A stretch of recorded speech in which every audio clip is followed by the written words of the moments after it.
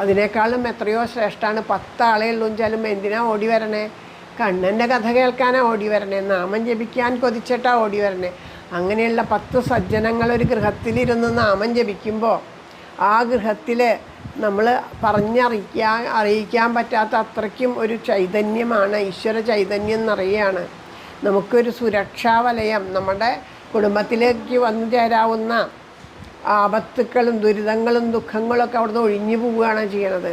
അതാണ് ഓരോ ഗൃഹത്തിലും പ്രത്യേകിച്ച് ഈ കലികാലത്ത് ഇത് എപ്പോഴാണ് എന്താ സംഭവിക്കുക എന്നറിയാത്ത അത്രയ്ക്ക് എല്ലാം ഭയപ്പെട്ടിട്ടാണ്. ആരെയും വിശ്വസിക്കാൻ പറ്റണില്ല. എപ്പോഴാണ് അസുഖങ്ങളെ കൊണ്ടുള്ള ബുദ്ധിമുട്ട്, രോഗങ്ങളും ദുരിതങ്ങളും കഷ്ടപ്പാടുകളും അപകടങ്ങളും എപ്പോഴും മനസ്സിങ്ങനെ പതറിക്കൊണ്ടിരിക്കുന്ന അവസ്ഥയാണ്. അങ്ങനെയുള്ള സമയത്ത് കലൗ കേശവ കീർത്തനം